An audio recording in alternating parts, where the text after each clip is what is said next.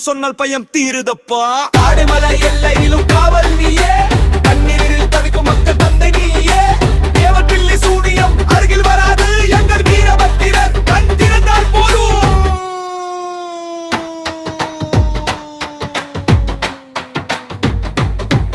அம்மன் வாசல் காப்பவன் வீரபத்திரன், அன்பு உள்ளம் கொண்டவன் வீரபத்திரன்.